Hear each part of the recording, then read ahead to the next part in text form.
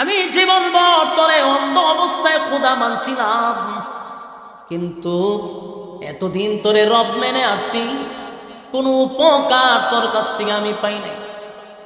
আমি জন্ম অন্ধ, জীবনে কোনোদিন এই পৃথিবীর সৌন্দর্য আমি দেখি নাই। আমি যে মা বাবার ঘরে জন্ম নিছি, মা বাবারেও কোনোদিন দেখি নাই। মানুষ আল্লাহ কেমন বানাইল সেটাও আমি কোনোদিন দেখি নাই।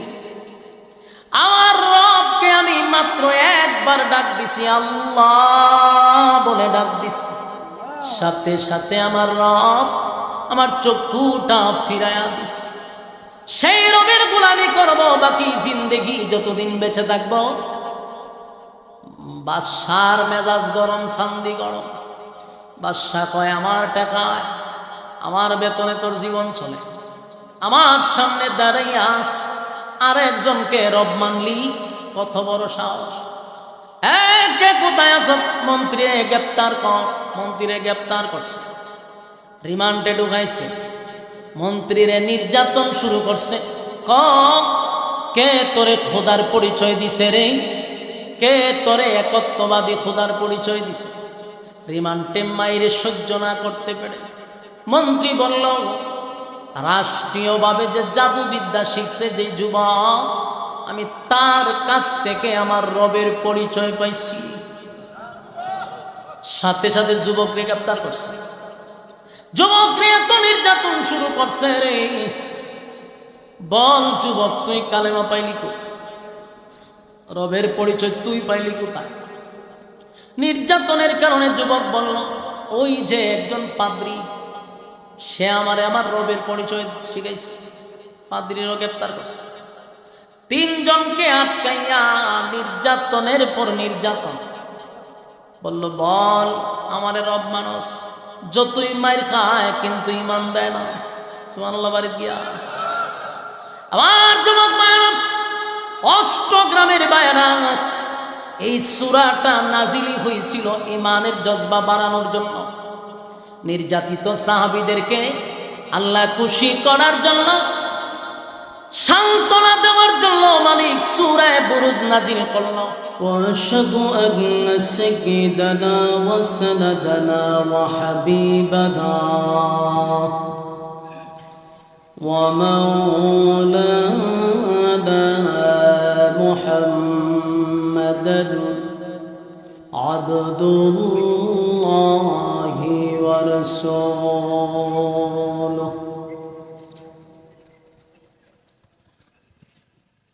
أرسله بالحق بشيرا ونذيرا وداعيا إلى الله بإذنه وسراجا منيرا.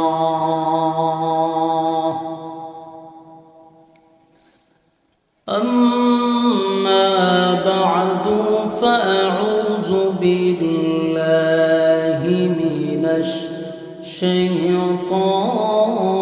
الرجيم. আউটফুটে যাতে নয়েজ না দেয়, হ্যাঁ, রিভাবের লাগে হালকা করে রাখেন, হালকা হালকা। বিসমিল্লাহির রহমানির রহিম.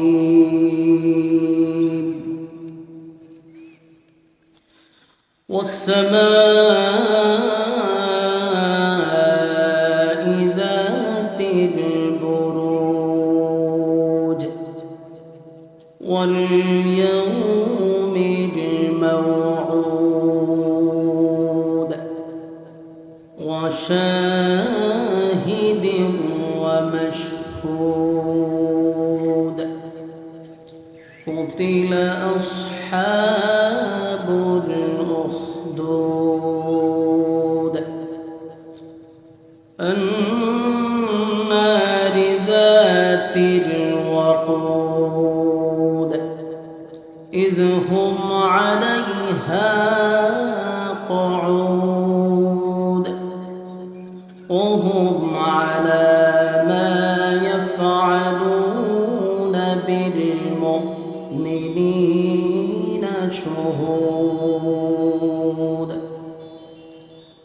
وما نقموا منهم إلا أن يؤمنوا بالله العزيز الحميد الذي له ملك السماوات والأرض والله على كل شيء شهيد إن الذين فتنوا المؤمنين والمؤمنات ثم لم يتوبوا فلهم عذاب جهنم ولهم عذاب الحريق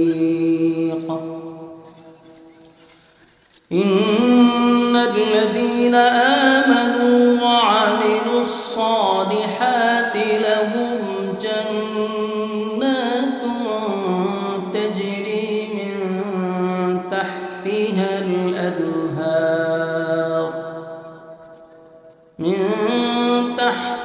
الأنهار ذلك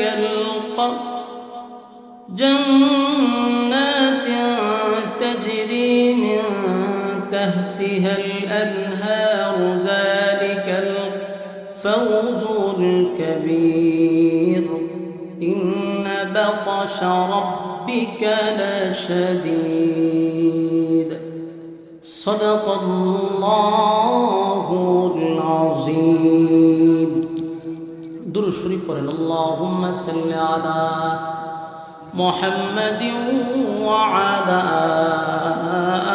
آل محمد كما صليت على إبراهيم وعلى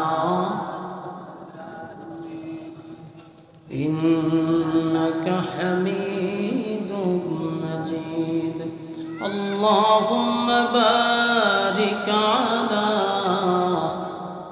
محمد وعلى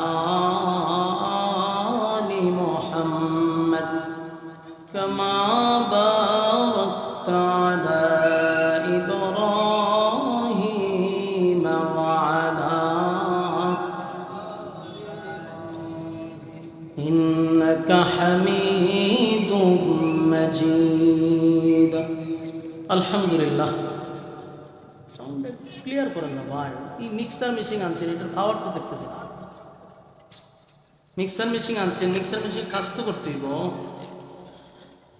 আলহামদুলিল্লাহ অষ্টগ্রাম উত্তরপাড়া আদর্শ মসজিদ ও যুবক বৃন্দের উদ্যোগে আয়োজিত আজকের এই বার্ষিক ইসলামী মহাসম্মেলনের সম্মানিত যিনি সভাপতি আল্লামা হাফেজ ওলিউল্লাহ সাহেব দামাত বরকাতুহু সভাপতিত্ব করছেন হযরত মাওলানা হাফিজ কারি ইয়াকুব আলী সাহেব দামাত বরকাতুহু ওয়াজ করেছেন হযরত মাওলানা শরীফুজ্জামান রাজীবপুরী সাহেব হযরত মাওলানা বুরহানুদ্দিন আজিমি সাহেব সহ দিগার অতিথিবৃন্দ মুআজ্জিজ মুকাররম হযরত উলামায়ে কেরাম উপস্থিত আছেন নওজোয়ান আমার তরুণ যুবক ভাইরা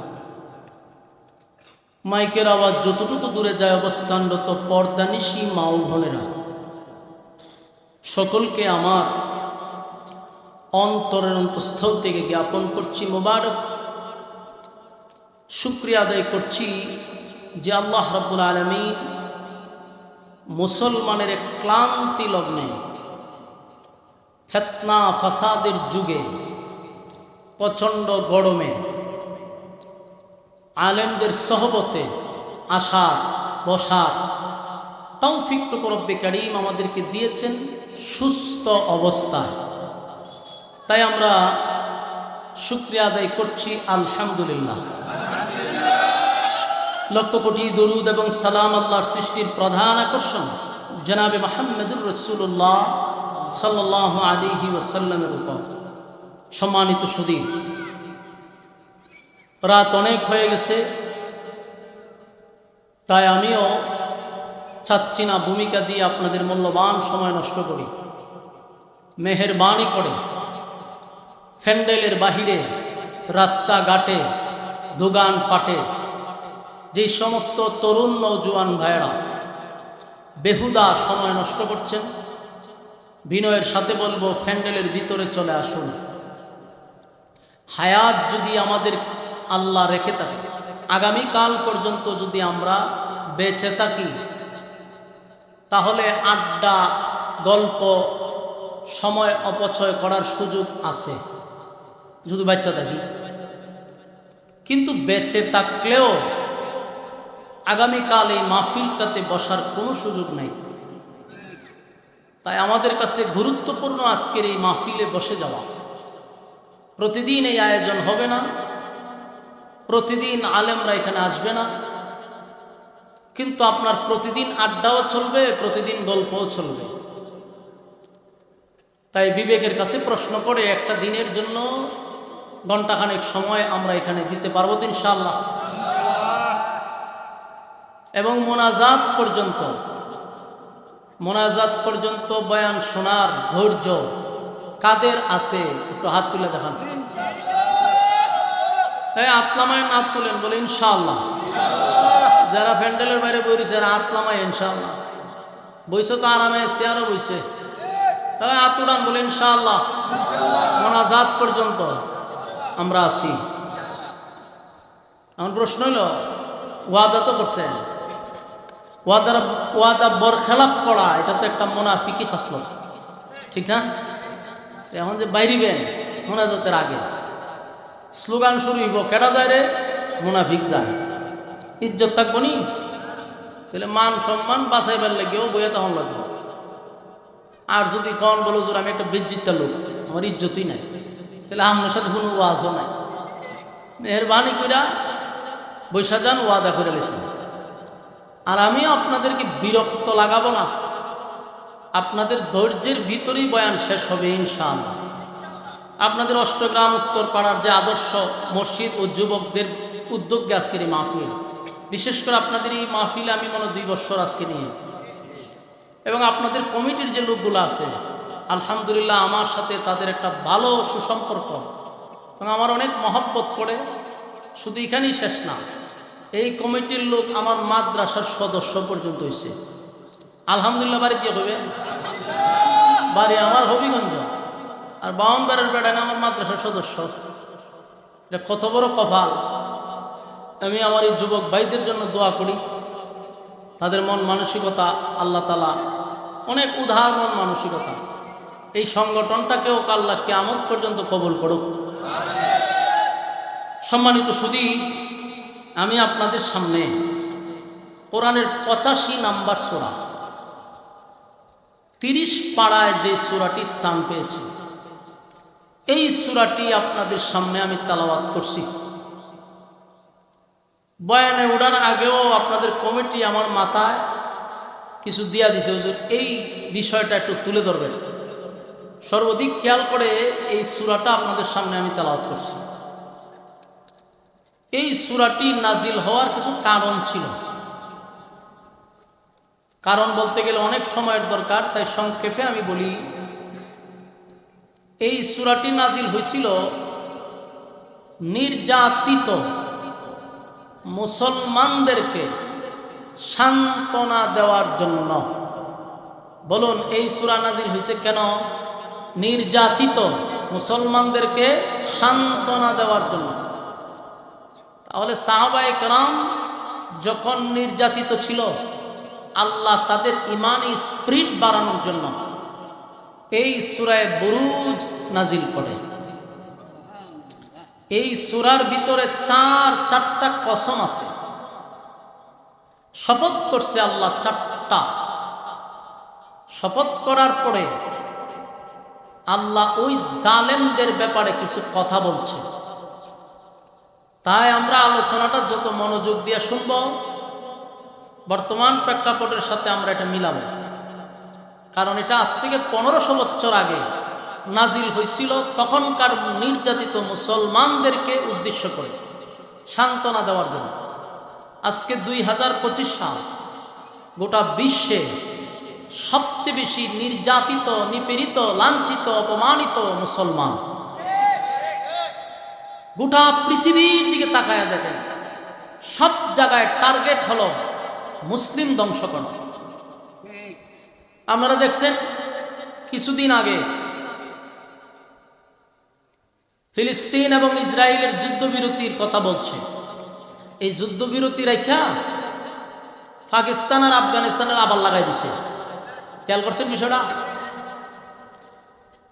কি পরিমাণ মাস্টার মাইন্ড কাজ করে। লক্ষ লক্ষ নারী, শিশু, পুরুষ, নারী, বৃদ্ধ, বৃদ্ধা লক্ষাধিকের উপরে শাহাদাত বরণ করছে জালেমদের অত্যাচারের উপরে। সেই যুদ্ধ বন্ধ করার আগে আগেই আবার আরেক মুসলমান ভাইদের মধ্যে লাগাই দিছে। আমরা আছি হাত নাবিতে বাঁধবো না বুকে বাঁধবো, কাঠটুপি উষা কাঠটুপি নেশা, এই গুতাগুতিতে আমরা ব্যস্ত। আর গোটা বিশ্বে শক্তিশালী মুসলমানদেরকে মাটির সাথে মিশায়া দিচ্ছে। টার্গেট শুধু একটা দেশ নয়, গোটা পৃথিবীর মানচিত্রের থেকে মুসলমানদেরকে চিরতরের জন্য শেষ করে দেওয়ার যে প্ল্যান, যে নকশা তারা আঁকছে, এটা বাস্তবায়ন করতে চাচ্ছে। কিন্তু পৃথিবীর থেকে মুসলমান ধ্বংস হবে না। যদিও মুসলমানদের উপরে এখন পরীক্ষা চলতেছে, ইমানি পরীক্ষা। এই পরীক্ষায় যারা উত্তীর্ণ হবে, আল্লাহ বলেন তাদেরকে জান্নাতের মেহমানদারি আমি আল্লাহ নিজে করাবো। কানাত লাহুম জান্নাতুল ফিরদাউসি নুজুলা।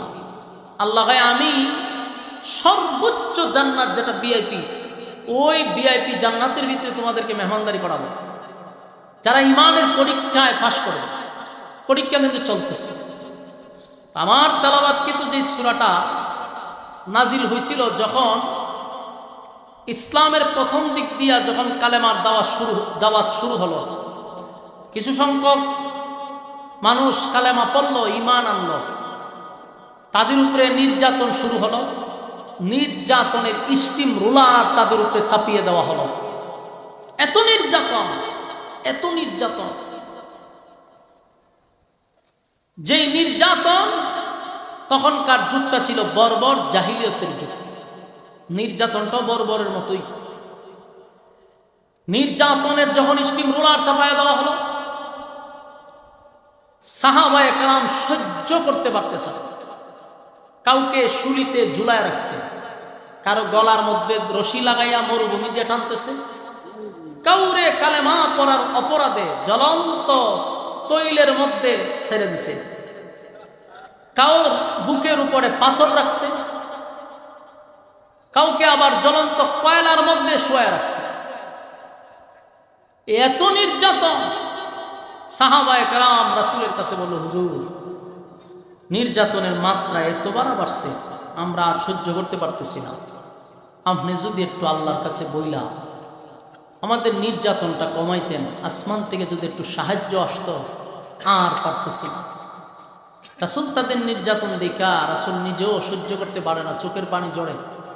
কিন্তু আল্লাহ রাসূল তখন বললেন, তোমরা ধৈর্য ধারণ করো। কিন্তু তারা বারবার বলতেছে, পয়গম্বর, আর কত ভাই শাহাদাত বরণ করছে, আমাদের উপরে এত নির্মমভাবে নির্যাতন শুরু করছে যা আমরা সহ্য করতে পারতেছি না। তাদের এই অভিযোগের পরে আল্লাহ সূরা বুরুজ নাজিল করছে। সুবহানাল্লাহ। আসেনি? আগে একটু ভূমিকাটা শুনেন। তারা যখন রাসূলের কাছে এই অভিযোগ দিতেছে যে আমরা আর সহ্য করতে পারতেছি না, রাসূল বলতেছে তোমাদের উপরে আল্লাহ ইমানের পরীক্ষা নিচ্ছে। সাহাবায়ে কেরাম, হুজুর আপনি একটু দোয়া করেন আল্লাহ যেন আমাদেরকে সাহায্য করে। তখন আল্লাহ সূরা বুরুজ নাজিল করে। রাসূল দুনিয়াতে আসার প্রায় ৮০ অথবা ৭০ বছর আগে, রাসূল দুনিয়াতে আসার কত বছর আগে? ৮০ থেকে ৭০ বছর আগের একটা জালেম শাসকের ঘটনা শোনাইছে সূরা বুরুজের ভিতরে। এবং এই কথাগুলি বলতে গিয়ে আল্লাহ ৪টা কসম করছে। বলুন কয়টা কসম? একটা ঘটনা বর্ণনা করতে গিয়ে ৪ কসম করছে। ঘটনাটা কত গুরুত্বপূর্ণ। যদি আপনারা মনোযোগ দিয়ে শুনেন তাহলে সামনে বুঝতে পারবেন। এই সাহাবীদের নির্যাতনের কথা শুনে আল্লাহ সূরা বুরুজ নাজিল করে রাসূল দুনিয়াতে আসার ৮০ বছর আগে একজন জালেম শাসকের ইতিহাস শোনাইয়া সাহাবীদের ইমানি জজবা আল্লাহ বাড়াইয়া দিয়েছে। আল্লাহ এই সূরার শুরুতে 4 কসম করছে। আমরা এই সূরাটা প্রথম তার অর্থগুলো একটু বোঝার চেষ্টা করি, এরপরে আমরা তার বিস্তারিত আলোচনা করব ইনশাআল্লাহ। আল্লাহ শুরুতেই বলেন ওয়াস-সামাই যাতিল বুরুজ। আল্লাহ বলেন নক্ষত্র বিশিষ্ট আসমানের কসম, গ্যালাক্সি বিশিষ্ট আকাশের কসম, তারকা যেখানে ঝুলিত ওই আকাশের কসম করছে আল্লাহ, নক্ষত্রের কসম, তারকার কসম, এই বিশাল আসমানের কসম করছে আল্লাহ প্রথম। এরপর আল্লাহ বলেন ওয়াল ইয়াউমিল মাউউদ, যেদিন বিচার হবে, মালিক ইয়াউমিদ্দিন, আল্লাহ যেদিন বিচারক হবে সেই দিনের কসম, বলতে কিয়ামত দিবসের কসম। এরপর আল্লাহ বলেন ওয়াশাহিদিন ওয়া মাশহুদ। এই আয়াতে 2টা কসম, ওয়াশাহিদ ওয়া মাশহুদ। আল্লাহ বলেন যেই দিনটা ঘুরে ঘুরে তোমাদের সামনে আসে সেই দিনের কসম, বলতে ইয়াউমুল জুমআ, ইয়াউমুল আরাফা, জুমার দিনের কসম, আরাফার দিনের কসম। তাহলে কসম হইল কটা? নক্ষত্র বিশিষ্ট আকাশের কসম একটা, কিয়ামত দিবসের কসম, ইয়াউমুল জুমআ, জুমার দিনের কসম, ইয়াউমুল আরাফা, আরাফার কসম। 4 কসম, 4টা কসম করে আল্লাহ পরে বলেন কুতিলা আসহাবুল উখদুদ, গর্ত খননকারীর উপরে আমি আল্লাহর অভিশাপ, জালেম শাসকের উপরে আমি আল্লাহর অভিশাপ। তাহলে কসম করলো 4টা, এরপরে অভিশাপ দিল কারে? জালেমদের উপর আল্লাহর অভিশাপ। গর্ত খননকারীরা, যারা গর্ত খনন করছে তাদের উপর অভিশাপ। এখন খালি স্মরণ রাখবেন, পরে বলতেছি। এরপর আল্লাহ বলেন আন্নারি যাতিল ওয়াকুদ, যেই গর্তের ভিতরে ধাউ ধাউ করে আগুন জ্বলছিল। খুব স্মরণ রাখবেন, প্রথম কি বলছে? গর্ত খনন যারা করছে। তাহলে আমরা একটা গর্ত পাইলাম এখানে। এরপরে কি বলছে? গর্তের ভিতরে ধাউ ধাউ করে আগুন জ্বলছিল। তাহলে আমরা আগুনও পাইলাম। এই পয়েন্টগুলো এত রাখবেন, সামনে আসতেছে। ইযহুম আলাইহা কুউদ, যখন তারা পাশে বসে দেখছিল। তাহলে কিছু মানুষ এখানে উপস্থিত ছিল যারা স্পটে তাইকা, সরজমিনে তাইকা সব দেখছিল। তাহলে কিছু একটা ঘটছিল যা তারা দেখছিল। কথা বুঝতেছেন? পয়েন্টগুলো ইয়াদ রাখবেন। ওহুম আলা মা ইয়াফআলুনা বিল মুমিনিনা শুহুদ, মুমিনদের সাথে যা করেছিল তারা সব দেখেছিল। মানে মুমিনদের সাথে যা ঘটনা ঘটছে এরা তা সরজমিনে সব দেখছে। তাহলে এখানে মুমিনদের সাথেই ঘটনাগুলি ঘটছে, এখানে আমরা স্পষ্ট হলাম। ওয়ামা নাকামু মিনহুম ইল্লা আন ইউমিনু বিল্লাহিল আজিজিল হামিদ, তারা মুমিনদেরকে শাস্তি দিছিল কেবল এ কারণে যে তারা ঈমান এনেছিল একত্ববাদী খোদার উপরে। বলুন মুমিনদের উপরে শাস্তি কেন দিছিল? তারা ঈমান আনছে কার উপরে? একত্ববাদী খোদার উপরে, যার কোনো শরীক নাই, যার কোনো ইলাহ নাই। তাহলে ঈমান আনার অপরাধী সেই শাস্তিগুলা দেওয়া হয়েছে। আল্লাযী লাহু মুলকুস সামাওয়াতি ওয়াল আরদি ওয়াল্লাহু আলা কুল্লি শাইইন শাহীদ, আকাশমণ্ডলী ও পৃথিবীর রাজত্ব যার মোটর, সেই সত্তা সব দেখছিল। আল্লাহর দেখার বাহিরে কিছু আছে? সব কিছু মালিক দেখে। কথা বলেন। الذين فتنوا المؤمنين والمؤمنات ثم لم يتوبوا فلهم عذاب جهنم ولهم عذاب الحريق তারা মুমিন পুরুষ ও মুমিন নারীদের উপরে নির্যাতন করেছে, তওবাও করে নাই। আল্লাহ রাব্বুল আলামিন বলে তাদের শাস্তি জাহান্নামের আগুন। বলেন তাদের শাস্তি কি? জাহান্নাম। ইন্নাল্লাযীনা আমানু ওয়া আমিলুস সালিহাতি লাহুম জান্নাতুন তাজরি মিন তাহতিহাল আনহার যালিকাল ফাওজুল কাবীর। এবং যারা ঈমান আনছে, সৎ কাজ করছে, নিশ্চয়ই তাদের জন্য রয়েছে জান্নাত, যে জান্নাতের নিচে প্রবাহিত হবে এক বিশাল নহর, যেগুলো জান্নাতীরা দেখে খুশি হবে। জান্নাতীদের জন্য পুরস্কার কি? যে জান্নাতুল ফিরদাউস, যেখানে আল্লাহ মেহমানদারি করাবে। কাদের জন্য? যারা ঈমান আনছে এবং সৎ কাজ করছে। কথা কি বুঝতেছেন? ইন্না বাতাশা রাব্বিকা লাশাদীদ। তোমার রবের ধরা বড় কঠিন। রব যদি ধরে তাকে ছাইরা দেয়নি। কথা বল না, রবের ধরা বড় শক্ত। স্মরণ রাখবা, ইন্নাহু হুয়া ইউবদিউ ওয়া ইউঈদ। তারা প্রথমবার সৃষ্টি, যিনি প্রথমবার সৃষ্টি করতে পারে তিনি পরবর্তীতেও সৃষ্টি করতে পারে। যিনি আমাদেরকে প্রথমবার সৃষ্টি করছে, দ্বিতীয়বার তিনি আমাদেরকে আবার পুনরায় সৃষ্টি করবেন। কথা বুঝতেছেন? ওয়াহুয়াল গফুরুর ওয়াদুদ। তিনি ক্ষমাশীল, অতি দয়াময়, এতে কোনো সন্দেহ নাই। আল্লাহ বলেন যুল আরশিল মাজিদ, সম্মানিত আরশের মালিক। এরপর আল্লাহ বলেন ফাআলুল লিমা ইউরিদ, যা কিছু ইচ্ছা তা উনি করেন, আবার যা কিছু ইচ্ছা করেন তা করে ফেলেন। মনে চাই সেটা করতে আল্লাহ কইরা ফেলান। কেউ কি অর্ডার নিতে হয়? কারো কাছ থেকে অনুমতি নিতে হয়? বাল হাল আতাকা হাদিসুল জুনুদ, তোমার কাছে কি পৌঁছেছে সেই বাহিনীর সংবাদ? মানে রাসূলকে বলতেছে আপনার কাছে কি অতীতের বাহিনীর সংবাদ পৌঁছে?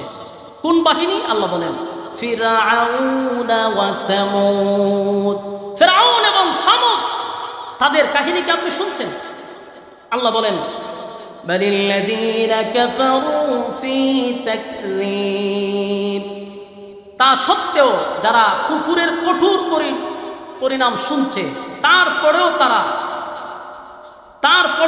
তা সত্ত্বেও তারা এর কাছ থেকে বিরত থাকে নাই। মানে কুফুর করলে, শিরিক করলে যে কি শাস্তি হবে এটা জানার পরেও তারা এখান থেকে বিরত থাকে নাই, তারা সীমা লঙ্ঘন করছে। এরপর আল্লাহ বলেন আল্লাহু মিন ওয়ারাইহিম মুহীত। অথচ আল্লাহ তাদের পেছনে চতুর্দিক দিয়ে আল্লাহ গ্রাস করে রাখছে, তারা এটা বলতে পারে। এরপর আল্লাহ বলেন বাল হুয়া কুরআনুম মাজিদ। কোরআনের প্রত্যাখ্যানের পরে তারা কোরআনকে প্রত্যাখ্যান করছে, কিন্তু এটার কিন্তু সম্মান হানি হয়েছে। আল্লাহ বলেন, এবং এটা অতি সম্মানী একটা কোরআন, তারা প্রত্যাখ্যান করছে, এতে কোরআনের কিছু আসে যায় না, এটা সম্মানী কোরআন। এরপর আল্লাহ বলেন ফি লাউহে মাহফুজ, এটা লাউহে মাহফুজে লিপিবদ্ধ করা। তাহলে আমরা পুরা বুরুজের সরল তর্জমা শুনছি। বলুন এতক্ষণ সূরা বুরুজের সরল তর্জমাগুলো শুনছি। আসুন এখন আমরা বুঝার চেষ্টা করি সূরার ভিতরে 4টা কসম কেটে কোন জালেম, কোন গর্তওয়ালার কথা আল্লাহ বলছে। গর্তের ভিতরে আগুন কিভাবে দাউ দাউ করে জ্বলছিল, কারা বৈশা দেখছিল, এই কথাগুলি আমরা উপস্থাপন করবো ইনশাআল্লাহ। রাসূল দুনিয়াতে আসার 80 বছর আগে একটা জালেম শাসক ছিল। এই শাসক নিজেকে খুদা দাবি করত। বলুন কি দাবি করত? নাউজুবিল্লাহ। সে নিজেকে প্রভু, রব বলে মানুষের কাছে উপস্থাপন করত। যারা তারে খুদা মানত না তাদেরকে হত্যা করত, এবং তার খুদা এটা টিকায় রাখছিল জাদুবিদ্যার মাধ্যমে। তখন জাদুর খুব প্রভাব ছিল। জাদু দিয়া মানুষকে তার আয়ত্তে রাখত, তার অনুকূলে রাখত। তখনকার সবচেয়ে বড় যে জাদুঘর ছিল সেটা বাদশার আন্ডারে চলত। কিন্তু এই জাদুঘর বৃদ্ধ হয়ে গেছে। বৃদ্ধ হয়ে যাওয়ার কারণে এই জাদুঘর বাদশার কাছে একটা লিখিত অভিযোগ দিল যে, বাদশাহ, আমি একেবারেই বৃদ্ধ হয়ে গেছি, যদি মারা যায় তাহলে আপনার এই রাজত্ব টিকায় রাখবো কে? আর খোদা দাবি করবেন কিভাবে? জাদু দিয়া মানুষকে আমি আপনার প্রতি বশ করে রাখছি, এখন আমি মারা গেলে সব শেষ। তাই আমি জীবিত থাকা অবস্থা একটা মেধাবী, নৌজওয়ান, বুদ্ধিমান, শক্তিশালী একটা যুবক দেন, যার কাছে আমি সমস্ত জাদুবিদ্যা শিখাবো, পরবর্তীতে আপনার রাজত্ব সে ধরে রাখবে। বাদশাহ বলল, চমৎকার একটা আইডিয়া, ভালো বুদ্ধি দিছ। বাদশাহ চতুর্দিক থেকে গবেষণা করে যাচাই বাছাই করে একটা ছেলেকে পাইছে, খুব যুবক, বুদ্ধিমান। এই যুবক প্রতিদিন এই বৃদ্ধর কাছে এসে জাদু শিখে, আবার ক্লাস শেষ বাড়ির দিকে চলে যায়। ঘটনাক্রমে একদিন তাকায়া দেখে রাস্তার পাশে এরকম একটা মাহফিল হইতেছে। তো যেই বক্তা ওয়াজ করতেছে উনি হলেন ঈসা আলাইহিস সালাতু ওয়াস সালামের একজন উম্মত, আবেদ মানুষ, বুজুর্গ মানুষ। নসিহত করতেছে, একত্ববাদী খোদার উপরে মানুষকে ঈমান আনার জন্য আহ্বান করতেছে, ওয়াজ নসিহত করতেছে। এই যুবক কিছু সময় শূন্য দেখলো যে ভালোই তো লাগে, কথা তো খুব যুক্তি এবং ভালো। 2 দিন 3 দিন শুনতে শুনতে তার ভিতরে একটা পরিবর্তন আসছে। আরেকদিন রাস্তা দিয়ে যাচ্ছিল, হঠাৎ করে দেখে রাস্তার মাঝখানে বিশাল বড় এক সিংহ বসে আছে। এটার ভয়ে গ্রামের মানুষ আর রাস্তা উঠতে পারে না। যুবক সেই দৃশ্য দিকে চিন্তা করলো, এখন কি করা যায়। হঠাৎ তার মাথায় একটা আইডিয়া আসছে যে আজকেই হবে আমার পরীক্ষা। ছোট্ট একটা পাথর নিয়ে বলল যে, আমাদের যে বাদশাহ, যে নিজেকে খোদা দাবি করে, সে যদি সঠিক খোদা হয়, সেই যদি রব হয়, তাহলে তার নাম নিয়ে ঢিল মারলাম, সাথে সাথে যেন এই সিংহটা মারা যায়। খারাপ ডাক দিছে, রে মন্ত্রী, নয় মন্ত্রী আছে, তুই কি সব দেখোস নাকি? ভাই আমি সব দেখি। তো তোর চোখ বালা করছে কে? আমার রব। বাদশাহ চিন্তা করছে, রব তো আমিও।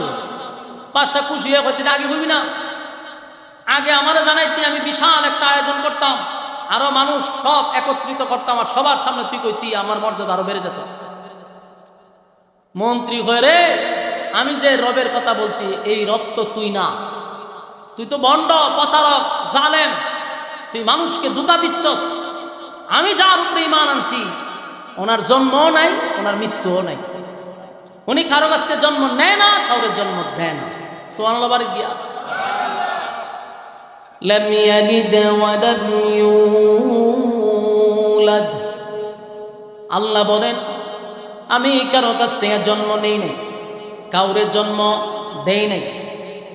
ওয়ালাম ইয়াকুল লাহু কুফুয়ান আহাদ, আমার সমকক্ষ কেউ নাই।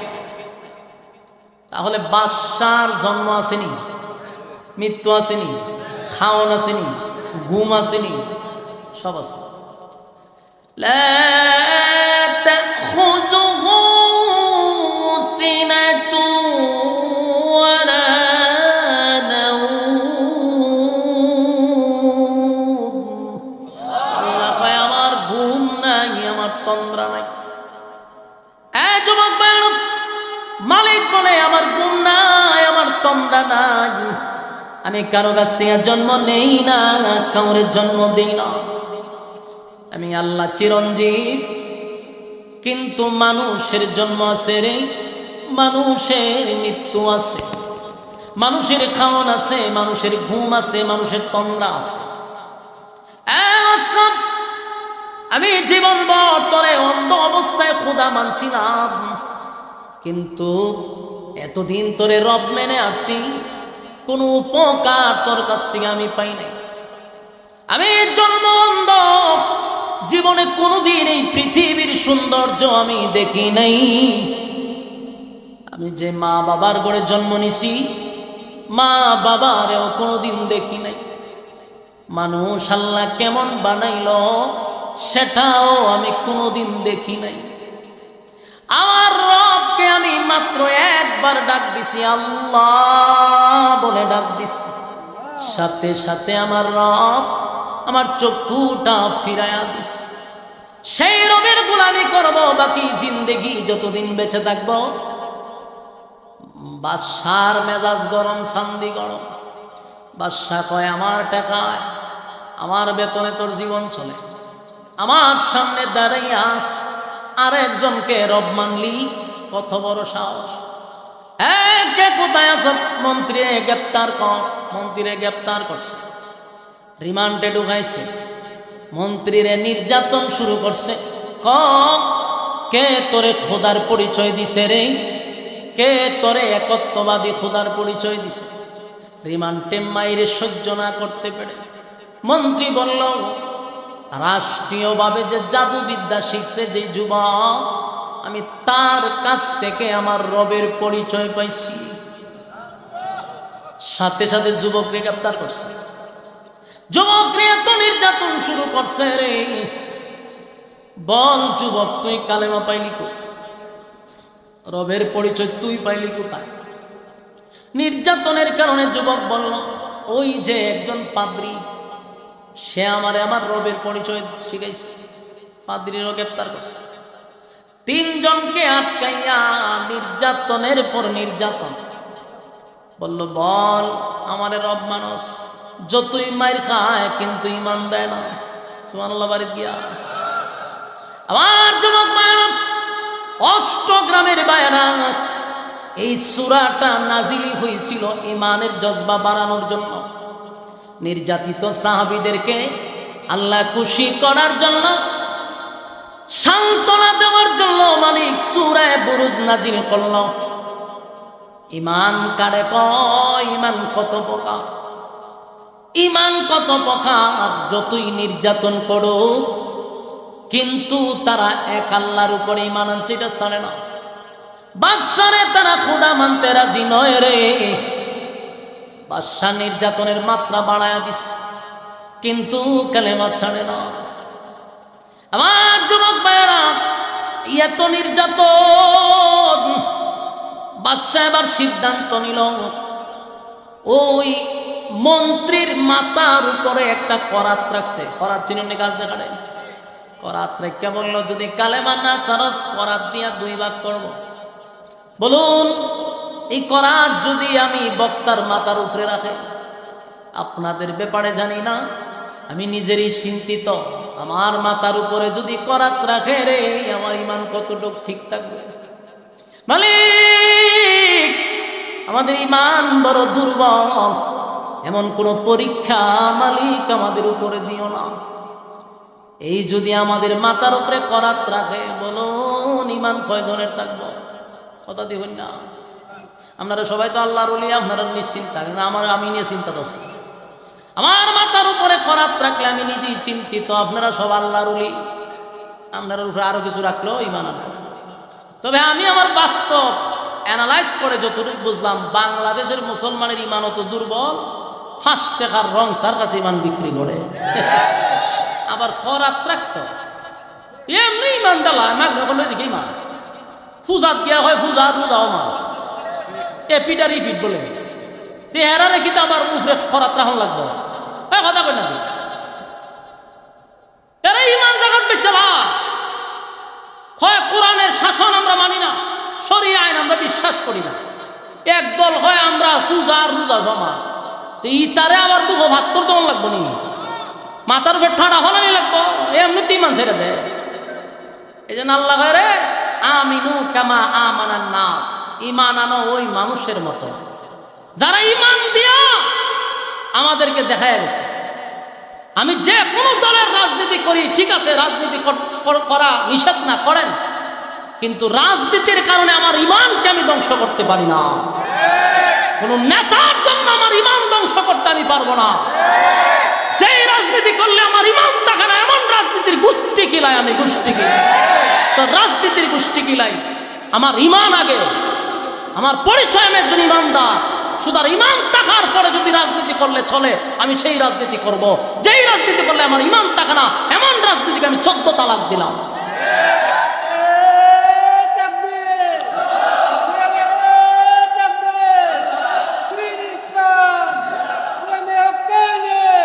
সম্মানিত সুধী, ইমান হলো সবার আগে। বলুন রাজনীতি আগে না ইমান আগে? ইমান আগে। ইমানের ব্যাপারে কোনো সার দেওয়া চলবে না। রাজি আছেন সব? আল্লাহ রাব্বুল আলামিন বলেন আমিনু কামা আমানান নাস, ইমান আনো ওই মানুষদের মতো। আমিনু কামা আমানান নাসের ব্যাখ্যা এই ঘটনা হতে পারে। আমিনু কামা আমানান নাস আল্লাহ বুঝাইছে আব্দুল্লাহ বিন তামের কেউ হতে পারে, বিবি আসিয়া হতে পারে, বেলাল হতে পারে। সাহাবায়ে কেরামদেরকে উদ্দেশ্য করে আল্লাহ বলছে তাদের মতো ঈমান আনো, যারা ঈমান আনছে, ঈমানের পরীক্ষা দিছে, জীবন দিছে, কিন্তু ঈমান দেয় না, ঈমান দেয় নাই। আমরা রংসা খাইলে হয়ে আমরা দালাইছি, একটা বুট দেয় 3 জনে, বুট কটা দিছে কয়জন রে? 3 জনে দেয়। ঈমান আছে না গেছে? সকালবেলা ঘর থেকে বাহির হয় ঈমান লইয়া, সন্ধ্যা বেলা গড়ে ফিরে বেঈমান হইয়া। কত মানুষ রাস্তাঘাটে ঈমান দেয়। আমার যুবক ভাইরা, ঈমানের এত দাম, যারা পরিমাণ ঈমান লইয়া যদি কেউ কবরে যায় গো, আল্লাহ বলেন একদিন আমি তারে উঠাইয়া জান্নাতে ঢুকাবো, শুধু যারা পরিমাণ ঈমান নিয়ে কবরে যাওয়ার কারণে। আর যদি ঈমান না থাকে তাহলে আল্লাহ বলেন অনন্তকালের জন্য জাহান্নামী, কোনদিন জান্নাতের গ্রাণ পাবে না। সাবধান, ঈমান, ঈমান বড় মারাত্মক। এই যুবক ভাইরা, আব্দুল্লাহ বিন তামের হলো যুবকটার নাম। আর মন্ত্রীর মাথার উপরে করা মন্ত্রী কমাই জ্বালা, কিন্তু ঈমান দিতাম না। তুই যে বন্ড খোদা এটা আমি বুঝে লেছি, কারণ খোদা কোনো সময় এত জালেম হয় না, তুই জালেম। বাদশাহ এই মন্ত্রীর মাথার উপরে করাত লাগাই দিছে। চিন্তা করেননি, কল্পনা করেন একটু, করাতটা মাথা দিয়ে যদি বাবা সিরে আপনি কি টিকতে পারবেন? আল্লাহু আকবার, আল্লাহ। শরীরে বিজারা মারে, শরীর জাকড়ি মারে যদি কল্পনা করি, এরপরও ঈমান ছাড়ে না। সুবহানাল্লাহ। করাত দিয়া 2 ভাগ করে এইভাবে শরীর 2 ভাগ ফিরে গেছে। ঈমান দিছে, এই জন্য আল্লাহ ভাই আমিনু কামা আমানান নাস, তোমরা তাদের মতো ঈমান আনো। তারা ঈমান আইনা দেখায় গেছে যে সব দিয়া দিলাম, ঈমান দিব না। একজনকে হত্যা করলো, এবার ধরছে ভাদ্রি রে। ওই ভাদ্রি দেখছো তুমি? ও দেখছি তো, হসাইরা দে এখন আমার খোদা মান হইতো না, হতে খরাত লাগা। ভাদ্রি নেও খরাত দিয়ে 2 ভাগ করে ছেড়ে দিছে। চিন্তা করতেছেন বিষয়টা? তাহলে কজন মারল? রয়েছে কজন? ওই যুবক। এবার বাদশা কয়, যুবক 2 জনে তোর সামনে আমি হত্যা করলাম করাত দিয়া, বাকি রইলি তুই। 2টা দেখছ তুই? ও দেখছি। তোর ভয় লাগছে না? ও লাগছে তো, কালেমা ছেড়ে দে। আমার যদি এইভাবে 1000 বার তুই 2 ভাগ করস, আর 1000 বার আল্লাহ জীবিত করে, তাও তোরে ক্ষুধা মানুষ যেত না। আমি যে রবের উপরে ঈমান আনছি, এই রবের উপরে খুশি হয়ে 1000 বার আমার জীবন দিতে প্রস্তুত। ঈমান কারে কর? বাদশাহ সর্বনাশ করে নিছে। বাদশাহ এক কাজ কর, এরে গোপনে মারবো না, এরা প্রকাশ্যে মারবো। বাদশাহ 2 হাত পা বান্ধা সেনাবাহিনী কয় ওই উষা টিলার থেকে না ছেড়ে দে, নিচে পড়ে বর্ত হয়ে যাবো গা, মানুষ দেখে ভয় পাই। নিচে উপরে পাহাড়ের উৎস টিলায়, এখান থেকে ছেড়ে দিব। যুবক আল্লাহর কাছে দোয়া করছে, আল্লাহ জীবন মৃত্যু সব আপনার হাতে, হায়াত মৌতের মালিক আপনি, মরতে তো হবে, তবে আমার একটু সময় দেন, আমি বাদশার একটু খেলা দেখালি। যুবকের দোয়া আল্লাহ কবুল করছে। পাহাড়ের মধ্যে এমন ভূমিকম্প দিছে, পাহাড় এমন লড়া শুরু হয়েছে, যত সেনাবাহিনী গেছেন সব নিচে পইরা বর্তে গেছে। যুবক অক্ষত, কোন শরীর একটা টাচও লাগে না। বাদশার সামনে একটা শুরু হয়ে গেল, দেখা যায় কিতা খবর। বাদশা চাই হয়ে বাহিনী তো বর্তে গেছে না, বর্তা তো তুই হইতে, এখন আমি হয়েছি না, তোর বাহিনী হয়েছে কেমন হয়েছে বলে আল্লাহ করছে। বাদশার পুরো মাথা গরম, আমি ভাড়াইলাম আমার বাহিনী সব মরেছে। এখন আরেক বাহিনী মানে নৌবাহিনী সাগরের মাঝখানে নিয়ে বস্তার দূরে উড়ে ফেলাই দিল। সব বাহিনী দইরা এই যুবক লয়ে গেছে সাগরের পাড়া নিয়ে। হে গেল সাগরের মাঝখানে ফেলাই দিল। আল্লাহ এই সাগরের মাঝখানে এমন এক ভূমিকম্প দিছে পানির মধ্যে, সব উইল্ডা মুইল্ডা নৌকা লইয়া ফিরে সব মরছে। যুবক আয়া সাগরে ভাড়া ভাড়া হয়েছে। বাদশার সামনে গিয়া হয় কিতা কব, বাদশাহ কই সব বনাস, আমার বাহিনী কই বলে সব শেষ। বাদশাহ চিন্তা করে আছে যে ঘটনাটা কিতা, বলে ঘটনা খুব খারাপ। বাদশার চান্দি পোড়া গরম, সেনাবাহিনীও শেষ, নৌবাহিনীও শেষ। যতবার চায় যুবকরে মারার জন্য, যারা মারতে যায় তারা মরে যায়, যুবক বেঁচে যায়। বাদশাহ মহা চিন্তিত। বাদশাহ যুবকের কাছে গিয়া হয় তুই মরতি না। যুবক কয় আমার মারাটা কি তোর বেশি দরকার? বলে হ। কারণটা কি তা? তুই যদি বাচ্চা থাকস তাহলে মানুষ আমাকে রব বলবে না, কারণ দেশের সব মানুষ আমার রব বলে, একমাত্র তুই আমার বিরুদ্ধে যে তুই একত্ববাদী খোদার উপরে ইমান আনছস। সুতরাং তুই দুনিয়ার থাকলে আমার খুদাই রাজত্ব চলবে না। বা যুবকে কয় আচ্ছা এই কারণে মারবি? বলে হ। তুমি মেরে লাভ, তবে মারতে গেলে আমার পরামর্শ ছাড়া আমার মারতে পারবি না। তোর যখন আমার মারার এতই সব মারতে পারবি, তবে আমি যে পদ্ধতি বলবো সেই পদ্ধতিতে আমাকে মারবি। ঠিক আছে। তো সারা দেশের মানুষ এক জায়গায় কর, একটা বিশাল মাঠে দেশের সব জনগণ এক জায়গায় করবি, একটা স্টেজ করবি, স্টেজের মধ্যে আমার দাঁড় করাবি, কোনো একটা জনগণ যেন ঘরে না থাকে। বাদশাহ এমন এক অ্যালার্ট জারি করছে, দেশের সব জনগণ এক জায়গায় একত্রিত হয়েছে। বললো এখন কি করতে হবে? বলে আমার ওই স্টেজের উপরে দাঁড় করাইয়া আমার রবের নাম নিয়ে তুই আমার তীর মারবি। আমার রবের নাম নিবি, এমন জুড়ে নিতে হবে যেন সব মানুষের কানে আমার রবের নাম পৌঁছে যায়। সুবহানাল্লাহ। বাদশাহ কয় যেমনে হোসেন রবের নাম জুড়ে নিয়া বিসমিল্লাহ আল্লাহু আকবার কই তীর মারছে, সাথে সাথে যুবক মারা গেছে। সুবহানাল্লাহ। আসেনি? এর আগে কত চেষ্টা করলো, মরছে, এখন মরলো কেমনে? আল্লাহর নাম নিছে, যুবক চাইছে, আল্লাহ তার এইভাবেই শাহাদাত বরণ করছে। আচ্ছা, যুবক তোমায় রয়েছে, শেষ না ঘটনা? কিন্তু ঘটনা শেষ হয় না, ঘটনা মাত্র শুরু হয়েছে। আপনারা শোনার ধৈর্য আসেনি? যারা চেয়ারে বইয়া ট্যাং ঝুলাইতেছে এরা আসেনি? এরা খুব আনন্দ বা শুনতেছে কি আমার কেউ ডাকবে না, সব শেষ। কিন্তু ঘটনা তো ভাই ভিন্ন। উপস্থিত সারা দেশের মানুষ বলল যে এটা কি আশ্চর্য ব্যাপার, যে এই যুবকরে মারার জন্য বাদশাহ বহু চেষ্টা করলো, বহু বাহিনী মারা গেল, যুবকরে মারতে পারলো না। আজকা যে রবের নাম শুনছি, এটা তার রবের নাম নেওয়ার সাথে সাথে সে দুনিয়ার থেকে বিদায় নিল। এই কোন রবের নাম নিছে? আর এই রবের নাম নেওয়ার সাথে সাথে যুবক মারা গেল। তাহলে আমরা সেই রবের উপরে ঈমান আনছি যেই যুবক যেই রবের উপরে ঈমান আনছে। দেশের যত জনগণ আছেন সব কালেমা পড়ে ঈমান আনছে। বাদশাহ তিনজনের জ্বালা যন্ত্রণা সহ্য করতে পারছে না, রাত্রে তার ঘুম হইছে না।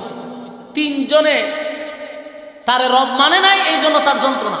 এখন দেশের সব মানুষ তারে রব মানে না, লাগছে নি তোর বা কথা বল না? বাদশাহ অহন মাথা ঠিক আছে নি? দেশের সব মানুষ তারে খোদা মানে না, না যুবকের রবের উপর আমরা ঈমান আনছি। সুবহানাল্লাহ।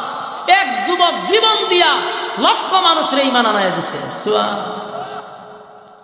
বাদশার বাহিনী কয় স্যার ঘটনা তো ভিন্ন। বলে কি? আগে তো তিনজন রে মারছেন, সারা দেশের জনগণ আপনারে আর রব মানে না, কিতা করবে? ওই বাদশাহ তখন বলল যে সব যদি না মানে সবটা মারলাম। চিন্তা করেন এটা কি সুস্থ না অসুস্থ? এটা কত বড় জালেম! এই জন্য বলে আল্লাহ কয় জালেমের প্রতি আমি আল্লাহর অভিশাপ। চিন্তা করেন এ কত বড় জালেম।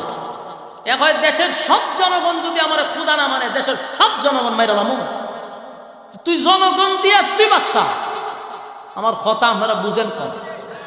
হ্যাঁ হু কম জানা তেন আমি বুঝতাম যে বুঝতাম। বলুন এই বাদশাহ যে হইছে এটা কার মাধ্যমে? জনগণের মাধ্যমে না। আমরা দেশের সরকার কারে দিয়া? জনগণ দিয়া। যেই সরকার জনগণকে মূল্যায়ন করে না সেই সরকার চেয়ারে বসে থাকতে পারে না। জনগণকে যখন বুইরা আঙ্গুল দেখাইবা তখন এই চেয়ারে আর বসতে পারবে না। জনগণ যদি তোমাদেরকে বুইরা আঙ্গুল দেখাইয়া দেয় তাহলে জমিনে ফাড়া দিতে পারবে না, আকাশে উইরা যাইতে হবে। আকাশে নেক্সট টাইমে যারা আসবে তারাও যদি মনে করে জনগণকে আমরা ড্যাম ক্লিয়ার দুই আঙুল দেখাও, তাহলে অপেক্ষা করো, জুতার বাড়ি সবার ভালো থাকবে। আল্লাহ সম্মান দিয়া এখানে বসাইছে, যদি সম্মান পাওয়ার পরে অপব্যবহার করো, আল্লাহ কয় ফেরাউন্নারে যেইভাবে জুতা দাবাইছি, নমরুদ্দারে যেভাবে জুতা দাবাইছি, এইভাবে জুতার বাড়ি চলতে থাকবে কিয়ামত পর্যন্ত। চেয়ার পাইলেই অপব্যবহার করা যাবে না। কথা বুঝতেছে? আমাদের সমাজে সম্মান পাইলে আর পিছনে তাকায় না। তুই সম্মান কারে দিয়া পাইলি? জনগণে দিয়া। কিন্তু এই জনগণে যখন মানুষ আর মূল্যায়ন করে না, তখনই আস্তে আস্তে বিস্ফোরণ ঘটে, ঠিক কিনা? বাদশা কত বড় জালেম, সব মেরে লাম সেনাবাহিনী ডিকি তখন বলো হ সব মেরে লাম। তেমন দেশ দেশ চালাই লাগতো না, আমার ক্ষুদামান তুই গো, এতে দেশ জনগণ সব মেরে লাম। ক্ষমতা থাকবার লেগে প্রয়োজনে কয়েক লক্ষ জনগণ মেরে লেতে রাজি। বাস্তব না বাস্তব? মাইরা তো লাইছি নই, চাইছি নি বাবু এদের দেশের সব মেরে থাকা, কিন্তু আমার শেয়ার থাকতেই গো। বাস্তব না বাস্তব? অত সোজা না, জনগণ সব মেরে লিব। বাদশার কথা অনুযায়ী বাদশা বলে কাজ কর, বিশাল এরিয়া নিয়ে গর্ত খনন করা শুরু কর।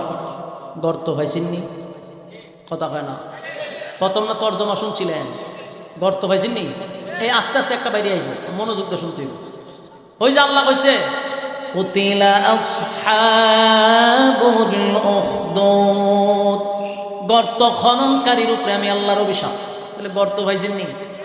এই বাদশায় গর্ত খনন করছে, বিশাল গর্ত, গর্ত খনন করছে। এরপরে আল্লাহ হয় আন্নারি যাতিল ওয়াকুদ, গর্ত খনন করার পরে গর্তের ভিতরে ধাউ ধাউ করে আগুন ধরাইয়া দিছে। পাইছিনি আগুন?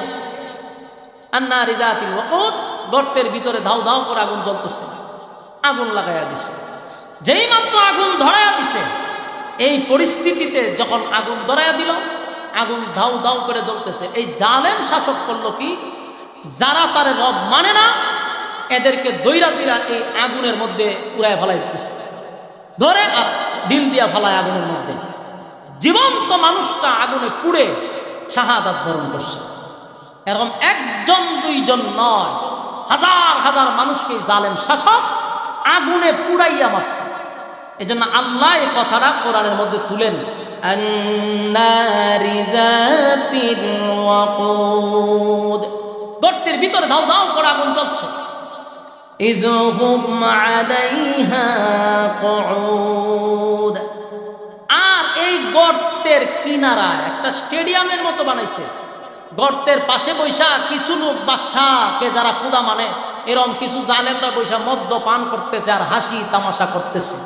ওই যে আল্লাহ কইছে এরপর আয়াতে কি কয়, ইযহুম আলাইহা কুউদ, তারা পাশে বসে সব দেখছিল। ওই তারা বইয়া বইয়া মদ খায় আর হাসি তামসা করতেছে, মুসলমানদেরকে মারে আর তারা হাসি তামসা করে। ঠিক একই সাইজে এখন মারা হচ্ছে, ফিলিস্তিনের মা বোনদেরকে মারতেছে, ট্রাম্প সেখানে বসে বসে মদ্যপান করে আর কিটকিটায় হাসে। বাস্তব না বাস্তব? পুরা দেশটাকে একটা ধ্বংসস্তূপে পরিণত করছে, আর ওই দেশের মানুষগুলা বৈশা বৈশা মদ্যপান করে আর হাসি তামসা করে। সিস্টেম এক। আমার যুবক ভাইরা, আল্লাহ রাব্বুল আলামিন বলেন জালেম শাসক আগুন ধরায়া দিল, আগুনের ভিতরে মুমিন বান্দা মুমিন বান্দীদেরকে দড়ে দড়ে কালেমা আনার অপরাধে একে একে সবাইকে আগুনে পোড়ায়া দিল। আগুন দাউ দাউ করে জ্বলতেছিল, আগুনে যখন পোড়ায়া দিল, আল্লাহ বলেন এত বড় জালেম, ওহুম আলা মা ইয়াফআলুনা বিল মুমিনিনা শুহুদ, এই মুমিনদের সাথে যা ঘটছিল যা হইছিল, পাশে যে বসা ওই লোকগুলা সব দেখছিল, দেখে হাসি তামসা শুরু করছে। আল্লাহ কি সব দেখছেনি? কথা কয় না? আল্লাহ বলেন ওয়ামা নাকামু মিনহুম ইল্লা আন ইউমিনু বিল্লাহিল আজিজিল হামিদ, এই যাদেরকে আগুনে পোড়ানো হয়েছে তাদের কোনো অপরাধ ছিল না, একটাই তো অপরাধ, তারা এক আল্লাহর উপরে ঈমান আনছে রে। তাদের ব্যাপারে দুর্নীতির কোনো মামলা ছিল না। তারা মানুষের সম্পদ আত্মসাৎ করে নাই, দেশের টাকা বিদেশেও প্রচার করে নাই, মানুষের হক নষ্ট করে নাই, দুর্নীতির কোনো মামলা নাই। অপরাধ একটাই, এক আল্লাহর উপরে ঈমান আনছে। ঠিক নেই? আর যারা এক আল্লাহর উপরে ঈমান আনে, যারা মালিকের হুকুম রাসূলের তরিকা অনুযায়ী চলে, দেখবেন ওই মানুষগুলা বেশিরভাগ লাঞ্ছিত হয়। গত 16 বছর দেখছেন সবচেয়ে বেশি হাত করা পড়ছে আলেমরা, সবচেয়ে বেশি বেরি পড়ানো হয়েছে আলেমদেরকে। বলুন বাংলাদেশের কোন আলেমের উপরে দুর্নীতির অভিযোগ আছে? কথা দিয়ে আপনার আসতে কম, আপনার ঈমান যে দুর্বল এটা আওয়াজে বোঝা যায়। বাংলাদেশের একজন আলেমের ব্যাপারে কেউ বলতে পারে না যে তার দুর্নীতির মামলা আছে। বাংলাদেশের কোন আলেম দেশের টাকা বিদেশে পাচার করে নাই, বেগম পাড়ায় বাড়ি করে নাই। বাংলাদেশের কোন আলেম রাস্তার ইট বালু সিমেন্ট খায় নাই, চাঁদাবাজি টেন্ডারবাজি করে নাই। তারপরেও গোড়াইয়া গোড়াইয়া আলেমদের উপরে তো নির্যাতন কেন? উদ্দেশ্য একটা, সব সুরেরা এক হইছে এই সমাজ থেকে ইসলাম উঠায়া দেওয়া। দেখেন না কত নাটক করছে, আলেমদেরকে পাশানোর জন্য বিভিন্ন নাটক কইরা কইরা ঢুকেছে। যুবক ভাইয়েরা, ওই বাদশাহ মুমিন বান্দা মুমিন বান্দিদেরকে আগুনে পোড়াইছে, পাশে বৈশা বৈশা জালেমরা দেখছে। সেই সময় আল্লাহ ওই জায়গাতে এমন বিস্ফোরণ ঘটাইছে, সব জালেমরাও একসাথে আগুনে ঘুরে মারা গেছে। সুবহানাল্লাহ। যারা পয়সা তামাশা করছিল, যারা মুমিনদের আগুনে পোড়া দেখা আনন্দ মিছিল করছিল, আমার আল্লাহ গায়াদের একটারও আমি অস্তিত্ব রাখি নাই, আগুনের মাঝখানে বিস্ফোরণ ঘটাইয়া দিছে। যারা গ্যালারিতে বসা ছিল সব গুড়ারে আল্লাহ সমানে বাদশা সহ সব জ্বালায়া দিছে। আল্লাহ বলেন ওয়াসসামাই যাতিল বুরুজ, আসমানের কসম, ওয়াল ইয়াউমিল মাউউদ, কিয়ামত দিবসের কসম, যেই দিন আমি আল্লাহ বিচার করব, যেই দিন মানুষ নারী পুরুষ উলঙ্গ অবস্থায় আবার দাঁড়াবে। যাদেরকে আমি প্রথমবার জীবন দিছিলাম, দ্বিতীয়বার আমি তাদেরকে আবার জীবন দিব। পুনরায় তারা উলঙ্গ অবস্থায় হাসরের মাঠে দাঁড়াবে। সেখানে আমি মিজানের পাল্লা দিয়া আমল নামাগুলি তাদের মাপ নিব। যাদের ঈমানের পাওয়ার থাকবে, আল্লাহ বলেন আমি আল্লাহ ওয়াদা দিলাম, ইন্নাল্লাযীনা আমানু ওয়া আমিলুস সালিহাতি কানাত লাহুম জান্নাতুল ফিরদাউসি নুজুলা। ওয়াদা দিলাম ঈমান আর আমলের যাদের বাড়ি হবে জান্নাতুল ফিরদাউসের মেহমান বানায়া দিব। আমার যুবক ভাইরা, এই যে ঘটনাগুলি আমার আল্লাহ শুনাইছে সূরা বুরুজের ভিতরে, নির্যাতিত মুসলমানরা নির্যাতিত মুসলমানদেরকে জানেন যেইভাবে মুমিন বান্দা মুমিন বান্দিদেরকে আগুন দিয়া পোড়াইছে, আল্লাহ রাব্বুল আলামিন সূরা বুরুজ নাজিল করে সাহাবায়ে কেরামদেরকে সান্ত্বনা দিল। যেই সময় সাহাবায়ে কেরামদেরকে নির্যাতন শুরু হয়েছে, কালেমার দাওয়াত যখন রাসূল 3 বছর গোপনে গোপনে গোপনে গোপনে দাওয়াত দিছে, এরপরে গোপনে দাওয়াত দেওয়ার পর রাসূল প্রকাশ্যে দাওয়াত দেওয়া শুরু করলো। যেই মাত্র প্রকাশ্যে দাওয়াত দিল রে, তখন আবু জাহেল আবু লাহাব একত্রিত হইয়া মুসলমানদের উপরে নির্যাতন শুরু করে দিল। এত নির্যাতন এত নির্যাতন, কোন সাহাবীদেরকে জ্বলন্ত কয়লার মধ্যে শোয়া রাখছে, বুকের মধ্যে পাথর দিয়া রাখছে গো। জ্বলন্ত কয়লার মধ্যে কি শুয়া থাকা যায়? চামড়া গলে গেছে, গর্ত হয়ে গেছে। এরপরে আবার বুকের মধ্যে পাথর রাখছে যেন নড়াচড়া না করতে পারে।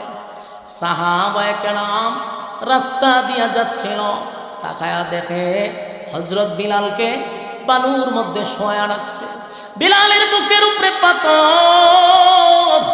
বিলাল পাথরের নিচে তাইকা জুড়ে জুড়ে বলল আল্লাহ আল্লাহ আল্লাহ, জুড়ে জুড়ে আল্লাহ আল্লাহ বলতে লাগলো।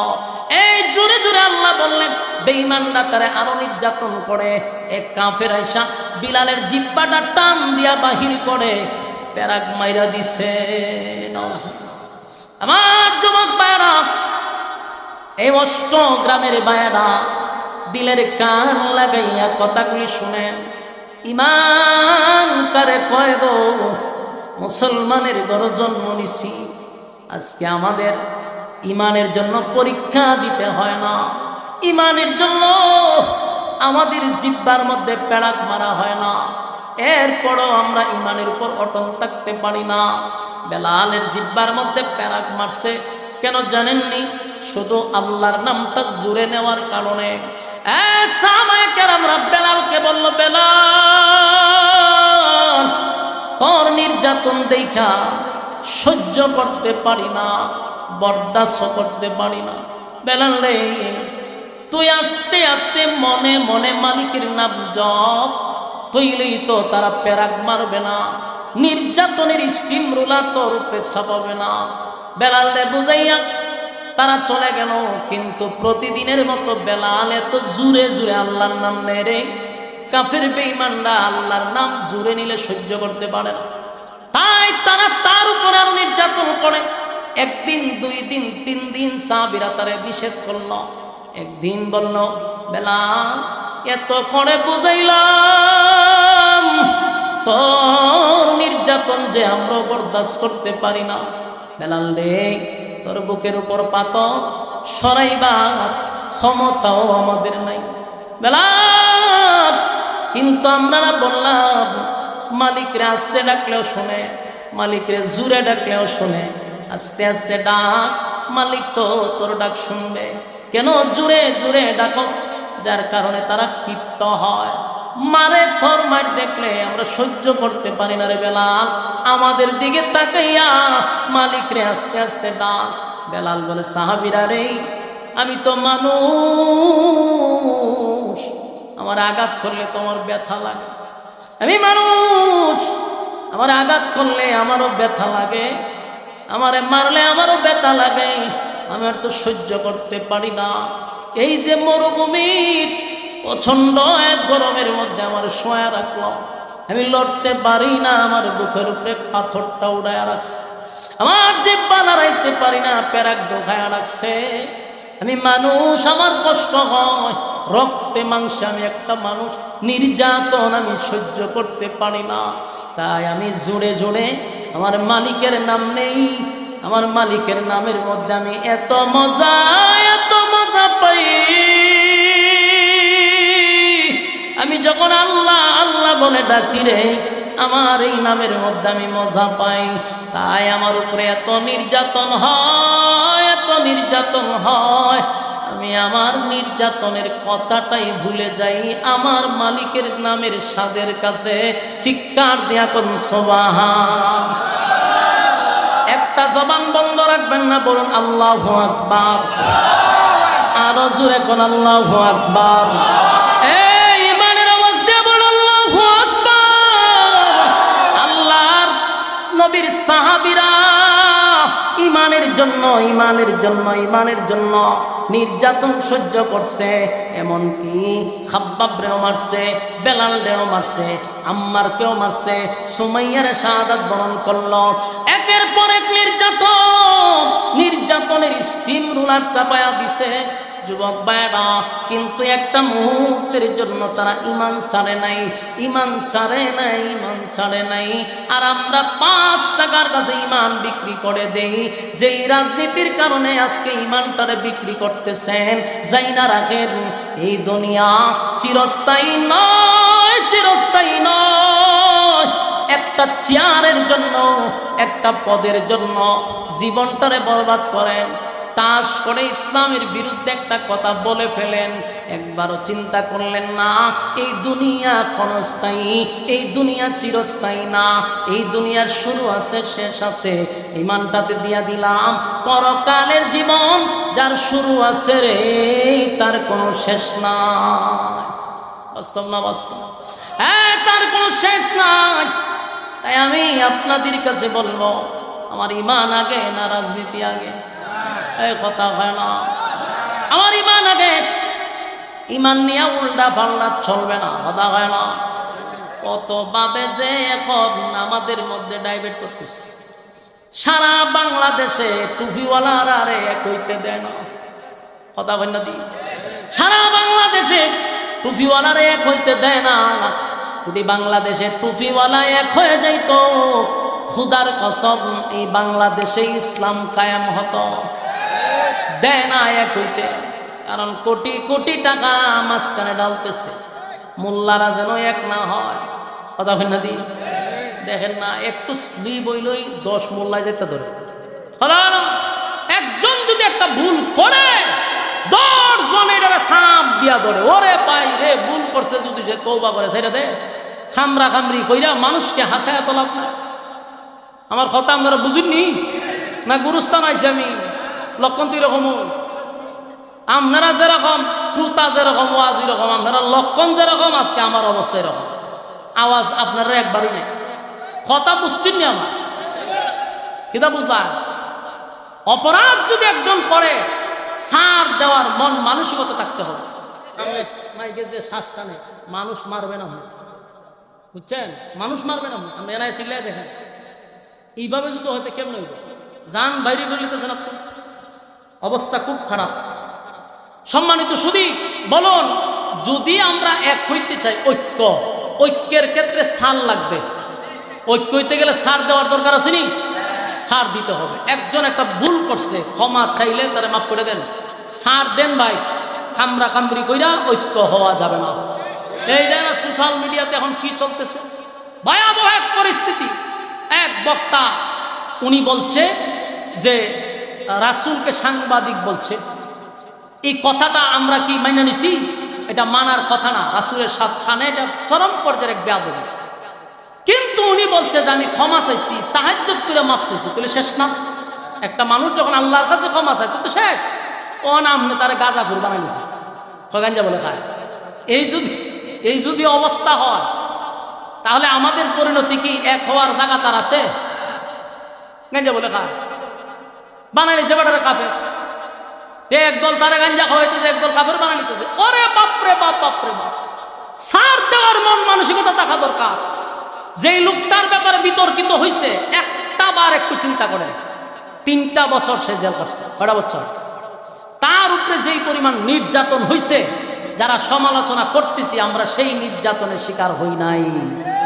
আমরা মাথা রাখতে, বড় বড় মোটটা লাগাইয়া মন্তব্য করা যায়, জেল তো খাটি নাই, 3 বছর রিমান্ডে আমরা থাকি নাই, তাই আমাদের মুখ দিয়ে সমালোচনা বাহির হয়। 3 বছরে তার উপরে যেই পরিমাণ নির্যাতন হয়েছে, এটা তো আমরার উপরে হয় না। আল্লামা বাবনগরী রহমতুল্লাহ আলাইহির বক্তব্য শুনেন নাই? ওনারে জেলখানায় কি করছে? বাতের ওষুধ দিতে দিতে জালেমরা ওনাকে দুনিয়ার থেকে বিদায় করছে। বাবনগরীর বয়স সেরকম হয় নাই, বার্ধক্যে পৌঁছে নাই, এর আগে ওনারে শেষ করে দিছে। আল্লামা সাইদি সাহেব জেলখানার ভিতরে স্বাভাবিক মৃত্যু হয় নাই, উনাকে চক্রান্ত করে তারা হত্যা করছে, ঠিক কিনা বলেন? আমাদের প্রত্যেকটা আলেমদেরকে যারা জেল কাটছে, ইবনে শাইখুল হাদিস সহ অতীতে যারা জেলখানায় ছিল, তাদের উপরে কি পরিমাণ নির্যাতন হয়েছে কল্পনাও করতে পারবেন না। তাই তারা ভুল করলে, তারা যদি হয় আমরা তওবা করছি, মাফ করে দেন, সমালোচনা করেন না। তাদের উপরে অত্যাচার হয়েছে, তাদের উপরে জুলুম হয়েছে, মাথা ঠিক নাই। ওই যে আমরা ফিরছি হুজুর, এই উদ্দুসুর ছেলেটারেও কিন্তু কম নির্যাতন করছে না, উল্টা পাল্টা করে আমরাও দেখছি। কিন্তু তার হাতে বেরি, তার পায়ে বেরি, যেই নির্যাতনটা সহ্য করছে আমি করি নাই। আমি সমালোচনা তো করতে পারবো না, আমি তো মারি খাই নাই। আমার শরীর স্বাস্থ্য বালা, ফেট অত বড়, আমার খাওয়ান ঠিক আছে, ঘুম ঠিক আছে, তো সুতরাং আমার তো সমালোচনা বাইরিব, সমালোচনা করতে পারবো না। নির্যাতন সহ্য করলে ফেট এত বড় হওয়ার কথা না। সাবধান, আমরা ছাড় দেওয়া শিখি। আমরা চাই ঐক্য হইতে, ঐক্যের ক্ষেত্রে আমরা ছাড় দেই, কামরা কামড়ি বাদ দেন। একটা লোক যদি অপরাধ হয়েছে, মাফ করে দেন। মানুষকে হাসায়েন না, মানুষকে তামসা দেখায়েন না। আজকে টুপিওয়ালা সব এক হয়ে গেলে আমাদের উপরে আঙ্গুল তুল্লা তাকাইবার কেউ ছিল না। আফসুস আর আফসুস, একটা চেয়ারের জন্য আমি মৌলবী পর্যন্ত ইমান নষ্ট করতেছি। অথচ ইমান হাসরের মাঠে যদি যাররা পরিমাণ লইয়া যাইতে পারেন, তাও কোনোদিন জান্নাতের গ্রান্ট পাবেন। বলুন কতটুকু গেলে জান্নাতের গ্রান্ট পাওয়া যাবে? আর যদি একবারই লইয়া না যেতে পারেন, ভয়াবহ অবস্থা শুরু হবে। আল্লাহ বলেন আমিনু কামা আমানান নাস, ঈমান আনো তাদের মতো, ওই মানুষদের মতো যারা ঈমান দিয়া দেখায়া গেছে। যুবক ভাই, আম্মার রে তারা মার সামনে, সন্তানের সামনে মারে উলঙ্গ করছে, মার লজ্জাস্থানে বর্ষা দিয়ে আঘাত করছে, এরপরেও তারা ঈমান ছাড়ে নাই, ঈমান দিয়া দেখায়া গেছে। আমরা যারা আসছি আজকের থেকে ওয়াদাটা অন্তত করেন যে আমরা সব ছাড় দিতে পারি, কিন্তু ঈমানের ক্ষেত্রে কোনো ছাড় আমাদের কাছে হবে না। ঠিক না? ঈমানের ক্ষেত্রে কোনো ছাড় নাই, আর সব বিষয়ে আমরা ঐক্য হব ইনশাআল্লাহ। আমরা ছোটখাটো বিষয় ছাড় দিয়া দেই, মৌলিক ঈমানের ক্ষেত্রে আমরা সবাই এক। ঠিক কিনা বলেন? আগামীর বাংলাদেশ হবে ইসলামের বাংলাদেশ। ঠিক কিনা বলেন? আগামীর বাংলাদেশ হবে আলেম উলামাদের বাংলাদেশ। ঠিক কিনা?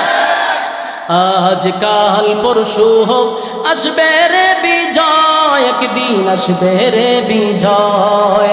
আজ কাল পরশু হোক আসবে রে বিজয়, একদিন আসবে রে বিজয়। কালেমার সঙ্গিন হাতে নিয়ে ভাদার সাগর পাড়ি দিয়ে, কালেমার সঙ্গিন হাতে নিয়ে ভাদার সাগর পাড়ি দিয়ে এগিয়ে যাব নিকু ভয়। আজ কাল পরশু হোক আসবে রে বিজয়, একদিন আসবে রে বিজয়। আপনারা আওয়াজ কর, এলে আপনার কাছে গুরুস্থানে কি মানছে সঙ্গীত দেয়নি, আওয়াজ দিতে কত, আওয়াজ দিবেন তো ইনশাআল্লাহ। আজ কাল পরশু হোক আসবে রে বিজয়, একদিন আসবে রে বিজয়। আজ কাল পরশু হোক আসবে রে বিজয়, একদিন আসবে রে বিজয়। আমাদের এই পথ চলা থামবে না কোনো দিন, আমাদের এই পথ চলা থামবে না কোনো দিন। এভাবে একদিন উঠবে বেঝে আমাদের বিজয় বিন। যতই বাধায় আসুক না কখনো পিছু হাঁটব না, যতই বাধায় আসুক না কখনো পিছু হাঁটব না। আমরা মুজাহিদ ও কুতবায়, আজ কাল পরশু হোক আসবে রে বিজয়, একদিন আসবে রে বিজয়। ঠিক না? মিছিলে আর মিছিলে সকলের ঢেকে যাই, এই পৃথিবীর আর কোথাও এই মিছিলের তুলনা নাই। মিছিলে আর মিছিলে সকলের ঢেকে যাই, এই পৃথিবীর আর কোথাও এই মিছিলের তুলনা নাই। আল্লাহু আকবার ধ্বনি দিয়ে আল কোরআনকে হাতে নিয়ে, আল্লাহু আকবার ধ্বনি দিয়ে আল কোরআনকে হাতে নিয়ে এগিয়ে যাব নিকু ভয়। আজ কাল পরশু হোক আসবে রে বিজয়, একদিন আসবে রে বিজয়। আজ কাল পরশু হোক আসবে রে বিজয়, একদিন আসবে রে বিজয়। কালেমার সঙ্গিন হাতে নিয়ে বাদার সাগর পাড়ি দিয়ে, কালেমার সঙ্গিন হাতে নিয়ে বাদার সাগর পাড়ি দিয়ে এগিয়ে যাব নিকু ভয়। আজ কাল পরশু হোক আসবে রে বিজয়, একদিন আসবে রে বিজয়। আজ কাল পরশু হোক আসবে রে বিজয়, একদিন আসবে রে বিজয়। ঠিক কিনা বলেন? বিজয় আসতে গেলে ঐক্য হতে হবে। ঠিক কিনা? কারা কারা ঐক্যের সাথে একমত হাত তুলে বলেন লিল্লাহে তাকবীর, লিল্লাহে তাকবীর। হ্যাঁ, আপনারা হাত তুলে রাখেন, বলেন সবাই ঐক্যের পক্ষে রাজি আছেন ইনশাআল্লাহ। আমার পিছনে একটা মসজিদ নির্মাণ করা হচ্ছে, মসজিদের উদ্যোগেই মাহফিল। আপনারা এই মসজিদে যতটুক পারেন শরীক হওয়ার নিয়তে পকেটে হাত ঢোকান, যতটুক পারেন মসজিদ নির্মাণের উদ্দেশ্যে, মসজিদের এই উদ্যোগে মাহফিল যতটুক পারেন পকেটে হাত ঢোকান, সবাই শরীক থাকবেন ইনশাআল্লাহ। জলদি করেন, জলদি, কেউ খালি হাতে যাবেন না, কেউ খালি হাতে যাবেন না। আমি অত্যন্ত খুশি যে আপনারা মোনাজাত পর্যন্ত বলছিলেন থাকবেন, একটা মানুষ উঠেন নাই। আল্লাহ তাআলা আপনাদের দুনিয়া আখিরাতের ইজ্জত দান করুক, আমিন। এই রুমাল নিয়ে যান, ভিতরে ঢুকেন, এদিকে ঢুকেন না গা, জলদি করেন, জলদি। মসজিদের জন্য যতটুকু পারেন আপনারা শরীক থাকার চেষ্টা করবেন। আলহামদুলিল্লাহ, আপনাদের এই কমিটির অনেক মানুষও তারা অক্লান্ত পরিশ্রম করে যাচ্ছে। বিশেষ করে এই অষ্টগ্রাম উত্তরপাড়া আদর্শ মসজিদ ও যুবক বৃন্দের উদ্যোগে আজকের এই মাহফিল, এই যুবকদের অক্লান্ত পরিশ্রমী সুন্দর আয়োজন। ইনশাআল্লাহ আপনাদের জন্য আগামী বছরও তারা সিদ্ধান্ত নিচ্ছে এর থেকে আরো বড় সড়ো করে মাহফিল করানোর চেষ্টা তারা চালাইতেছে ইনশাআল্লাহ। আপনারা খুশি?